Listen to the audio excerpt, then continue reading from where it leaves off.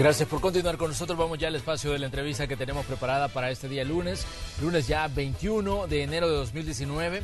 Una fecha importante para muchos niños, pues hoy comienza el año lectivo para un nuevo periodo de clases. Así es que le invitamos a usted a que se quede con nosotros porque precisamente vamos a conversar con autoridades del Ministerio de Educación. Pero pongamos algunos hechos en contexto y luego saludamos a nuestro invitado. Hoy arranca el año escolar 2019. Y las autoridades del Ministerio de Educación están optimistas ante un posible incremento de estudiantes, especialmente a nivel de educación media. Para el viceministro de Educación, Francisco Castaneda, los proyectos de ampliación de centros escolares han permitido incrementar la presencia de estudiantes en los últimos años. La inversión ha rondado los 1.3 millones de dólares. El incremento, según el funcionario, se ha dado principalmente en complejos educativos e institutos nacionales. ¿Pero de cuántos alumnos más estamos hablando?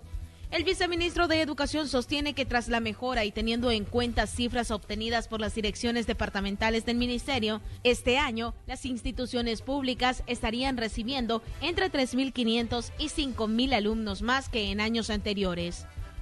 Teniendo en cuenta datos oficiales sobre las matrículas anteriores, recordaremos que en 2016 la matrícula fue de 200.351 estudiantes, mientras que en 2017 la cifra bajó a 197.468 alumnos. Es importante mencionar que para este año el presupuesto de educación es de 993 millones de dólares. Esto es igual al 3.7% del Producto Interno Bruto. El ministro de Educación reveló recientemente que se ha ampliado el bachillerato en más de 170 instituciones educativas en el país. Pero para abordar estos y otros temas relacionados al inicio del año lectivo, damos paso a la entrevista de Hechos AM. ¡Comenzamos!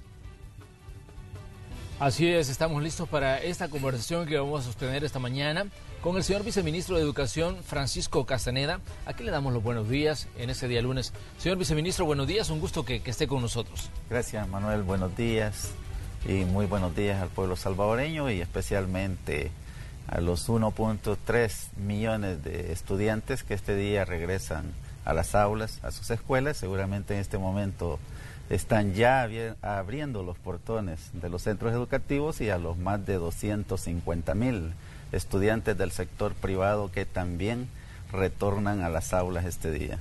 Viceministro, ¿cuáles son las proyecciones del Ministerio de Educación para este año, considerando que estamos pues a las puertas de un nuevo año lectivo? Sabemos que muchos docentes han comenzado a trabajar ya desde hace muchas semanas porque estaban preparándose para este día justo del inicio de clases. Sí, la docencia es una labor maravillosa.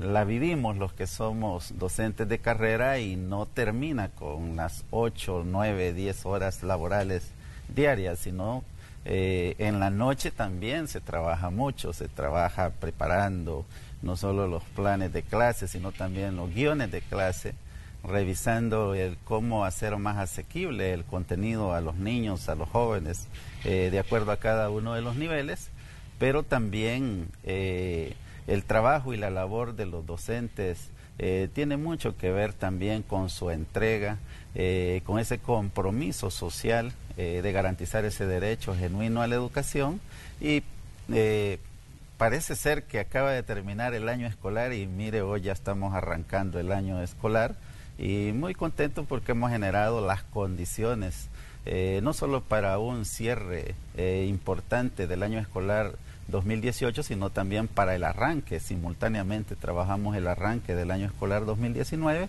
y que hoy lo va a oficializar el presidente de la República en el complejo educativo Walter Sondy acá en Santa Tecla.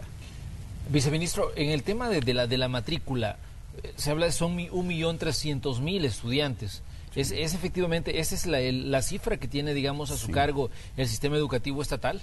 Sí, hoy nosotros no manipulamos estadísticas. Hoy los datos que presentamos son los datos reales. El Ministerio de Educación ha mejorado sustantivamente su forma de recolección de estos datos.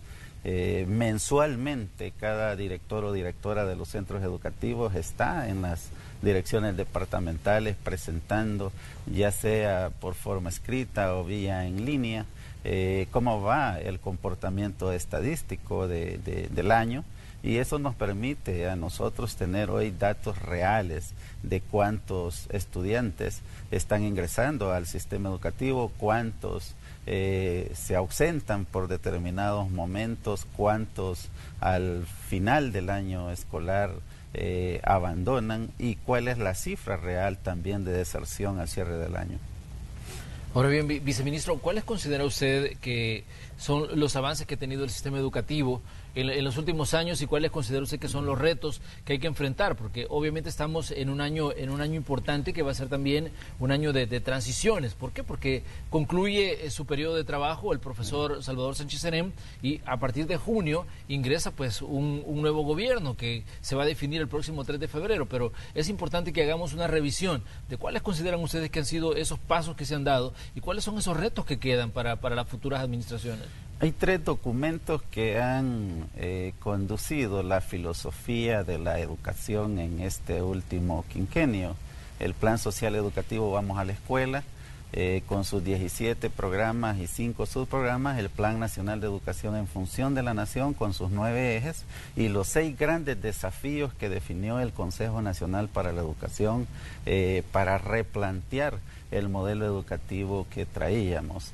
Estos 3 documentos importantes, que han sido la guía filosófica del modelo educativo, nos han dado resultados importantísimos. Veníamos de un nivel de deserción escolar o disminución de matrícula de alrededor de 6.2, 6.3%, que equivalía a que el sistema educativo perdía cerca de 100.000 estudiantes al cierre de cada año. Cerramos el año anterior, el 2018, con una disminución de matrícula de apenas del 0.9%, que equivale a un promedio de 12.000 alumnos. De estos, alrededor de 8.500, entre 8.500 y 9.000 del sector público y el resto del sector privado. Pero también dejamos un plan consistente en formación docente. Ya no es aquella capacitación improvisada que se le transfería alguna cantidad de recursos a las escuelas y te dejaban a discreción a ti, contrata al profesional que querás, y lo importante era más liquidar ese fondo que tener un plan consistente en formación docente. Pero también hemos trabajado mucho en que por primera vez en este país se comienza a visualizar el eslabón más estratégico en todo modelo educativo, que es la construcción de una filosofía educativa desde la primera infancia. Por primera vez ya escuchamos incluso a políticos decir la importancia de la primera infancia como el eslabón estratégico del sistema educativo, que es importante estimular la parte cognitiva, la parte afectiva, la parte nutricional, pero también modernizamos los programas de alimentación y salud escolar reconocidos internacionalmente con premios internacionales dados por la FAO recientemente. Pero también en este momento tenemos 133 municipios liberados de analfabetismo a nivel nacional, y estábamos revisando justo el día viernes que tenemos 50 municipios ya listos para poder declarar y que se sumarían a estos 133 municipios en los próximos días. Pero también hemos llevado la tecnología a los centros educativos. Estamos llegando a este día, el presidente oficializará la entrega de 23.000 computadoras a nivel nacional, con la que vamos a llegar al 92% de acceso de centros de cómputos a nivel nacional. Entonces son datos que más allá de la retórica de cualquier político, de cualquier funcionario o de cualquier miembro de la sociedad civil, están ahí y son reales. La inversión en infraestructura escolar, hemos tenido un promedio de 25 millones de dólares en inversión en infraestructura escolar, en legalización de inmuebles de centros escolares, que es el problema estructural que determinaba un problema de infraestructura escolar que a todos los salvadoreños y salvadoreñas nos llamaba la atención, y ver cómo estaban de abandonados los centros educativos. Todavía hay mucho que trabajar en infraestructura escolar, pero hay un avance muy fuerte, no solo en la parte de legalización, que no se ve y es bien determinante, porque solo así puede captar cualquier inversión en un centro educativo, ya sea vía de los fondos de la riqueza que genera el Estado salvadoreño, sino también a través de los fondos de cooperación internacional, que es una condición para poder invertir en un centro educativo. Pero además hemos recuperado más de 3.800 centros educativos a nivel nacional, que se les ha mejorado la infraestructura, hasta los centros escolares integrales que se han construido, como es el complejo Walter Sondi, donde hoy el presidente va a dar el banderillazo de salida del año escolar. Viceministro, siempre que se habla del tema educación, aparece, digamos, en periodos como el que está viviendo El Salvador en este momento, el tema de las campañas electorales. Sí. Cada candidato está ofreciendo que se va a mejorar la educación, que se va a invertir más en educación. ¿Considera usted que el tema, digamos, medular del sistema educativo salvadoreño o de los problemas que tiene es el aspecto de recursos, el tema del presupuesto únicamente? El presupuesto y los recursos son bien importantes. Personalmente creo que ningún país logra obtener el presupuesto ideal en materia educativa, porque el conocimiento es infinito, Manuel, y siempre hasta el país más desarrollado aspira a nuevos conocimientos, a nuevas tecnologías, y es una parte, pero más importante es cuando nosotros construimos un modelo educativo no impuesto por ninguna fuerza, sino que a mi juicio el mejor modelo educativo es el que nace de la voluntad de la gente, de la identidad de la gente, de la identidad de la familia, a través no solo del desarrollo de las competencias vocacionales para la vida, sino también del desarrollo de ese sistema de valores que debemos de tener los salvadoreños y las salvadoreñas. Y el tema presupuestario es bien importante, pero más importante es la conducta que podemos ver del que va a dirigir los destinos de nuestro país, de los que toman las grandes decisiones en los tres poderes del país. Esas conductas, esas formas de cómo se expresa la vida social de nuestro país suman importantemente al mejor modelo educativo que podemos construir. Sin embargo, si lo vemos desde el punto de vista económico, en el 2008 el país invertía apenas 650 millones de dólares de su riqueza que genera. Hoy, como muy bien lo decían ustedes en la nota introductoria, tenemos en ejecución ya el presupuesto más grande en la historia de este país, de 943.4 millones de dólares, con algunas reprogramaciones que tenemos pendientes. Para este año podríamos estar invirtiendo alrededor de 1.010 millones de dólares en educación este año. Algunos muchas veces repiten algunos datos que se toman de algunos portales, porque muchos hacen juicios de valor a partir de lo que publica netamente el Ministerio de Hacienda, pero los presupuestos se nutren de otras fuentes también, más allá del presupuesto votado en la Asamblea Legislativa. Nunca se pondera, por ejemplo, la inversión que hace el Estado, el gobierno, vía Fondo de Inversión Social para el Desarrollo Local, donde va un fondo importante para reparar escuelas, para sistemas de becas, pero también la inversión en de la cooperación internacional, que es bien importante también en materia educativa.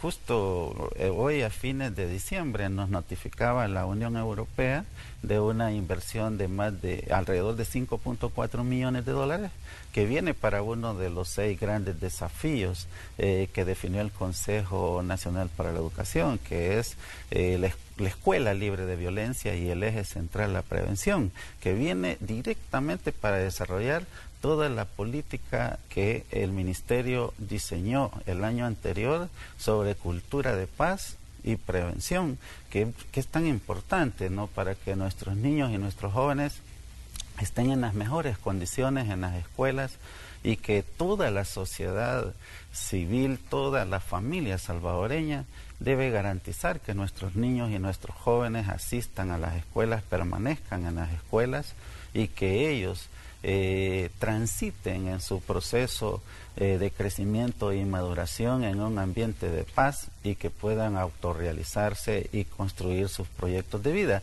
Es decir, que el presupuesto ideal en educación no solo tiene que ver con la parte monetaria, con la parte económica, sino también en la parte actitudinal de todos. Ustedes que son vistos desde nuestros hogares juegan un papel bien determinante en su comportamiento, en su forma de conducir los temas de país, en cómo informar y culturizar a nuestra gente. Todos sumamos desde las pequeñas cosas para construir el mejor modelo educativo y allí algunos programas importantes que modernizan el sistema educativo, como lo que ya apuntábamos, acercarle la tecnología a los niños, que la tecnología no sea nada más un bien solo que se quede en las zonas metropolitanas del país, sino también que llegue a las zonas más rurales del país. A medida que tenemos un modelo educativo democrático, las desigualdades son menores y los salvadoreños se sienten más parte del Estado. Muy bien, viceministro, vamos a hacer una pequeña pausa comercial. Invitamos a usted a que siga con nosotros. Somos la entrevista de Hechos AM, regresamos enseguida.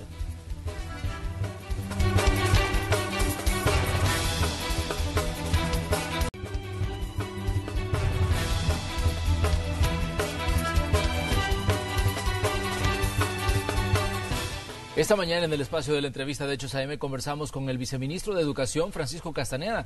Les decíamos que esta es una fecha importante porque inicia el año lectivo 2019. Los centros educativos, tanto públicos como privados, comienzan hoy pues ese periodo importante, ese periodo en el que muchos padres seguramente hoy, día lunes, están corriendo para llevar a sus hijos a que comiencen la escuela. Viceministro, estamos en un momento, digamos, importante para la vida del país, porque estamos a solo unos días de las elecciones presidenciales.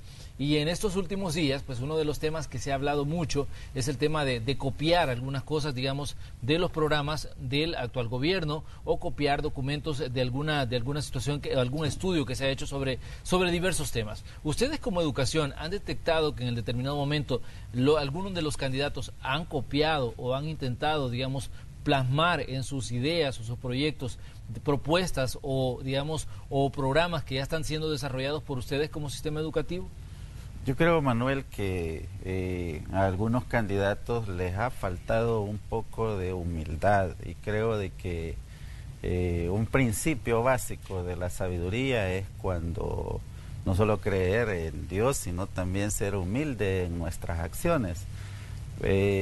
Nosotros hemos encontrado incluso casi de una forma literal ideas que nosotros hemos dado en distintos medios de comunicación o entrevistas sobre lo que nosotros creemos y hemos hecho en primera infancia, por ejemplo, en el tema también de la educación técnica a nivel medio, de cómo ir mejorando la cobertura de educación superior también.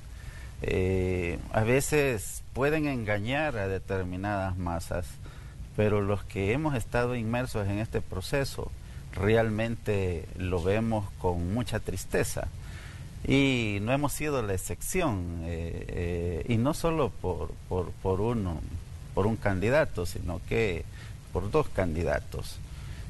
Otros por lo menos han tenido esa humildad de preguntar, de consultar qué estamos haciendo en determinados temas o cuál es el enfoque que tenemos sobre determinados programas.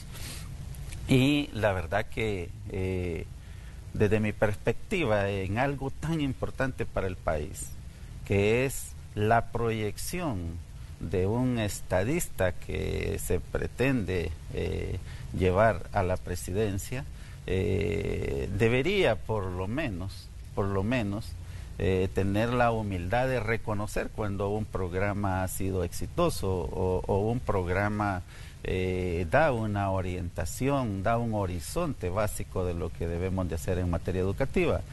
Creo que un legado que deja nuestro actual gobierno y nuestro presidente es haber diseñado un plan quinquenal y programas importantes, discutidos y evaluados en determinadas áreas, en determinados círculos importantes, y que no está desconectado de la agenda en materia educativa internacional. Si usted participa en un foro mundial, en el Foro Mundial de Educación, próximamente va a haber el más reciente foro en Inglaterra. Yo participé hace un par de años en el Foro Mundial de Educación en Sur Corea, pero también en el seno de la OEA también hay un área que ve la parte de la agenda educativa internacional, y El Salvador no está desconectado de la agenda educativa internacional. Y sobre la base de eso, pero también sobre el diseño de la realidad salvadoreña, nosotros hemos estado trabajando fuertemente en todas las áreas.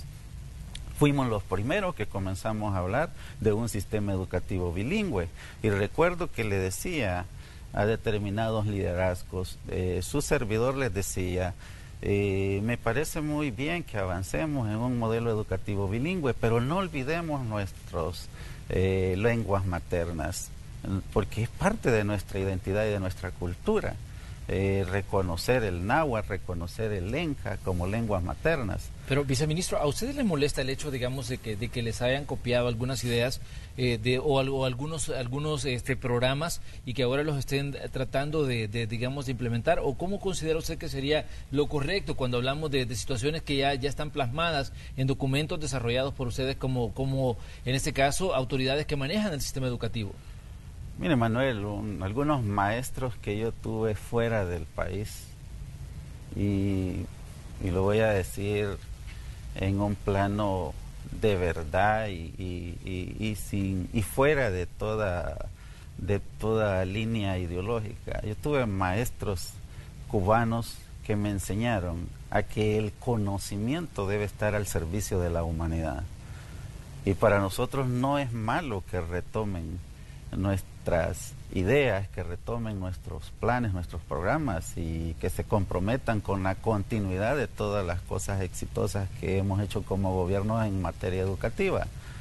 Si no es la manipulación que se hace vendiendo una falsa idea a la población cuando criticamos a un gobierno, pero tomamos lo que está haciendo este gobierno y ni siquiera lo matizamos, ni siquiera lo citamos y lo vendemos como una idea propia.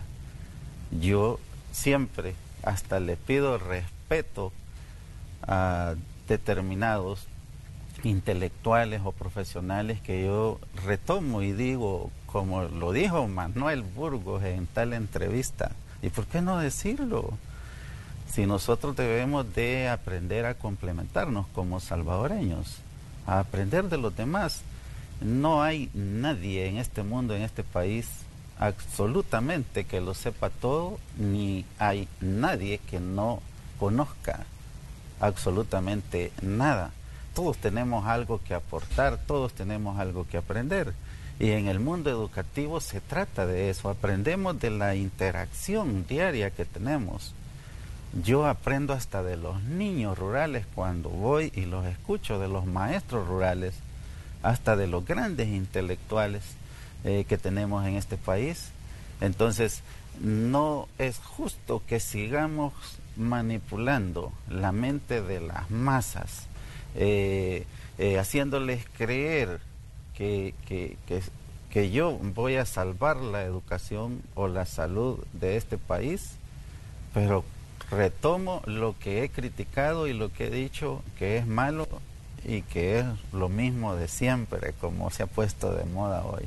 No, eso no es correcto para el país. Tengo algunas preguntas, viceministro, que me hacen a través de las redes sociales. Alguien me decía, ¿por qué algunos centros educativos privados, decía, cobran las colegiaturas completas aun cuando solo asisten 10 días en el mes, tanto en el inicio como al final del año escolar? Esa es una pregunta recurrente y se la hago porque para que vean las personas que están pendientes de la entrevista, que también estamos pendientes de lo que ellos dicen a través de las redes sociales. Es correcto. Yo la semana anterior, y lo digo con una sonrisa, tenemos en la mira a más, ya no 40 colegios privados, más de 50 colegios privados. Y les voy a hacer el mismo recordatorio que lo hice con un medio escrito. Revisen bien el artículo 113 de la Ley General de Educación, el 98 y el 100 de la Ley General de Educación, donde están clarificadas las prohibiciones en cobrar aranceles que no están bajo el acuerdo de los 3/3 de la Asamblea General de Padres de Familia, pero tampoco pueden obligar. Bueno, la última denuncia que tengo es de que a un colegio, voy a respetar por este día, no decir el nombre, pero ese colegio le está vendiendo hasta una US a un gobierno represor que va a estar amenazando hasta de cierre de algún colegio privado.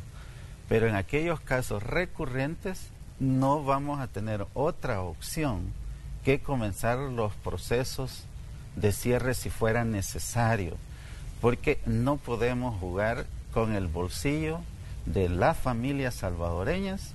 Y más allá de que la familia tenga dinero o no para ir a estudiar o mandar a sus hijos a un colegio privado, es el respeto de la ley el que debe de imperar.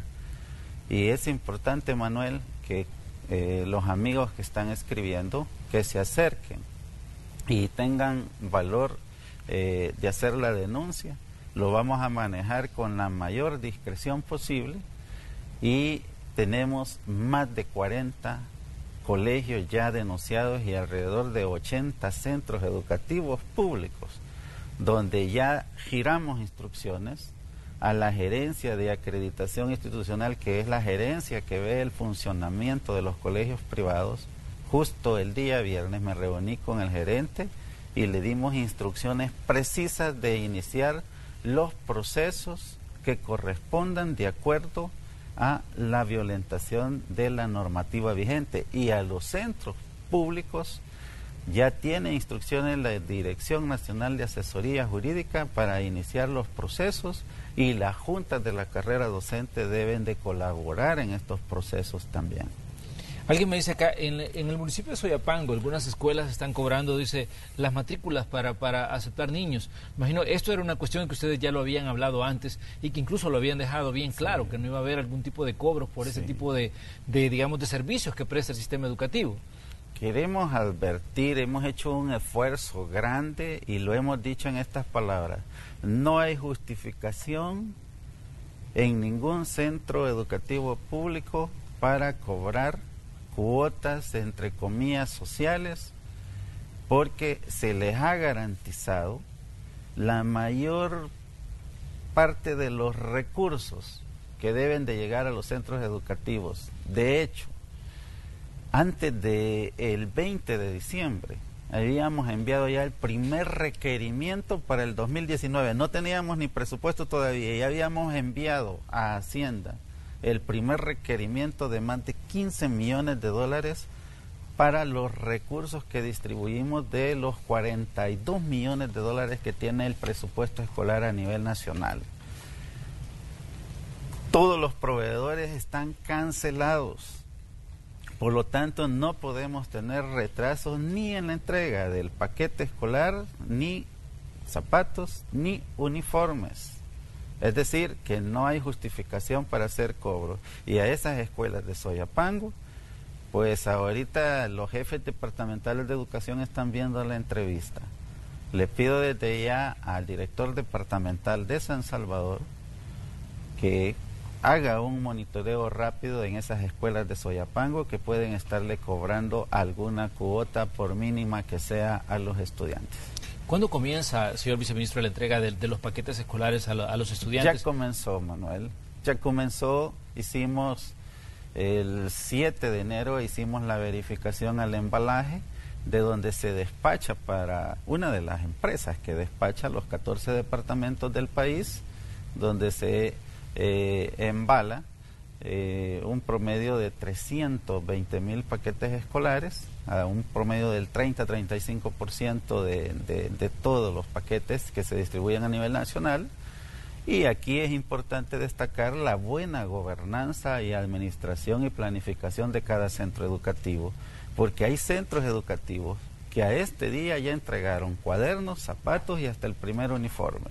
Pero vi en una nota que sacó un medio, no recuerdo si fue Canal 12, ha de haber sido Canal 12, que una directora decía que iba a comenzar a tomarle la talla a los niños en esta semana. Imagínense, cuando hay escuelas donde los directores eso lo hicieron desde el mes de diciembre y ya entregaron hasta el primer uniforme.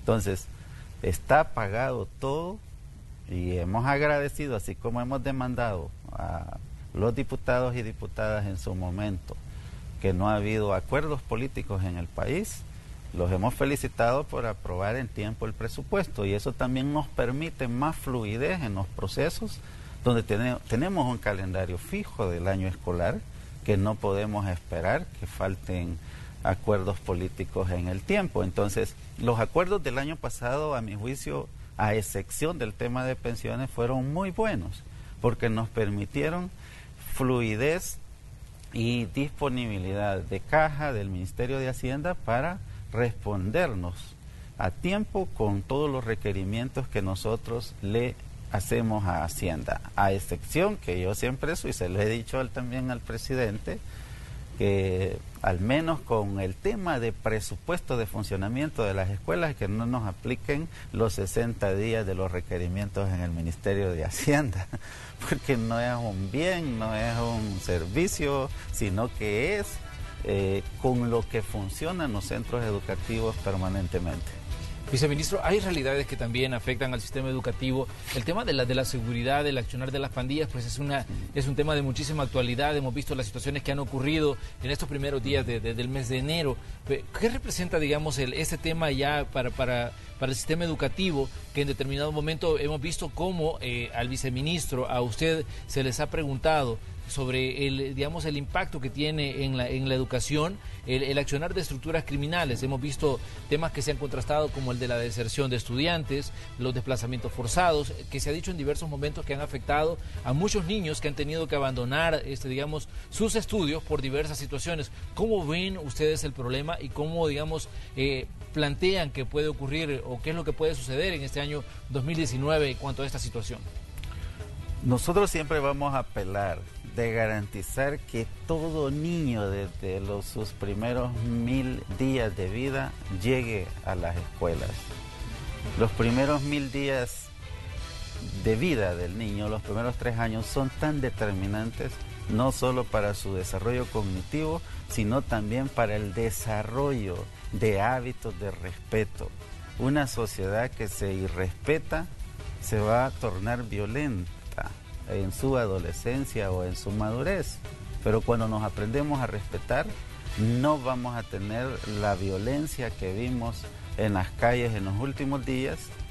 Y yo apelé mucho, de hecho recuerdo mucho a un compañero de trabajo de ustedes, Néstor creo que se llama, un periodista, en el problema que tuvimos en el Castaño en Caluco. Bueno, me presentaron un panorama que la escuela estaba cerrada, los maestros se habían ido y los niños se habían ido. Yo fui el primero que llegué. Y no es cierto que el fiscal llegó, que estaba en ese momento, llegó hasta el Castaño. Él llegó hasta Caluco y ahí se quedó en el Parque Central de Caluco, porque un periódico sacó que conmigo había ido al Castaño. No es cierto. Néstor sí fue conmigo. Sí. Y lo primero que hicimos fue reunirnos con la comunidad. Claro, la comunidad estaba en un miedo generalizado. La STO estaba ahí en los cerros y nunca habían visto tantos policías, pero comenzamos a intervenir, comenzamos a concientizar, comenzamos y estamos inculcando, Manuel, que la escuela se cuida y el niño y el joven uniformado debe de cuidarse. Hay grupos aquí en este país que en los momentos electorales tratan de generar desestabilización y caos.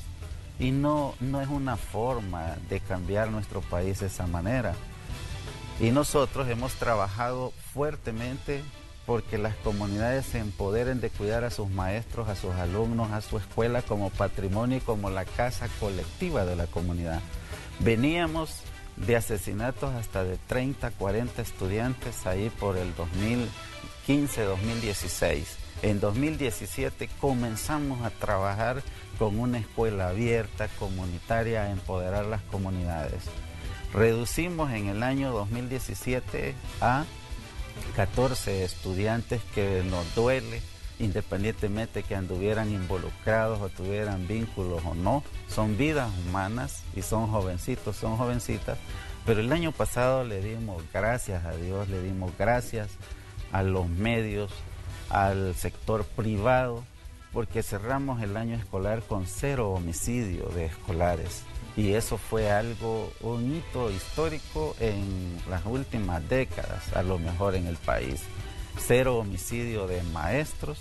Tristemente sí tuvimos una maestra asesinada al cierre del año, pero en Los Ángeles, California. Fíjese cómo son unas cosas contradictorias.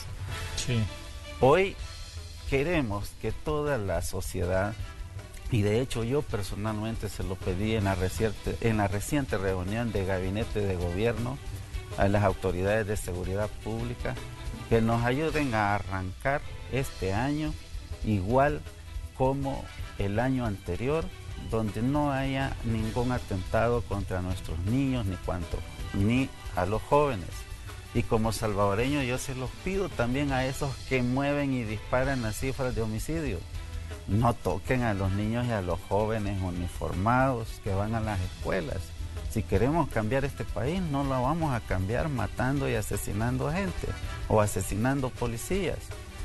No, lo vamos a cambiar discutiendo, evaluando y reconociendo en lo que hemos fallado y cómo ser cada uno mejores para este país. Viceministro, le queremos agradecer que nos haya venido a acompañar esta mañana de lunes. Sabemos que les espera a ustedes una larga jornada en este año lectivo de 2019. Les deseamos la mejor de las suertes y también lo mejor para todos los estudiantes que comienzan hoy su periodo de clases. Esperamos que tengan pues un 2019 muy productivo ustedes en los centros escolares. Igual la suerte para todos los padres que están pues como responsables de llevar a sus hijos a los centros educativos. Gracias, viceministro, por estar aquí esta mañana. Gracias a usted, y le digo con toda sinceridad que nosotros no hemos gozado de vacación. Estábamos cerrando el año escolar y estábamos preparando el arranque del año escolar para que todo llegara en tiempo, y con gusto lo hacemos y lo vamos a hacer, si Dios así lo permite, estos últimos 5 meses que nos queda en este cargo, para dejar las mejores condiciones para las nuevas autoridades que lleguen al Ministerio de Educación. Cerramos nosotros el espacio de la entrevista, vamos a una pausa, les recordamos que somos Noticiero Hechos, este fue el espacio de la entrevista de Hechos AM precisamente, y luego de la pausa tenemos más información.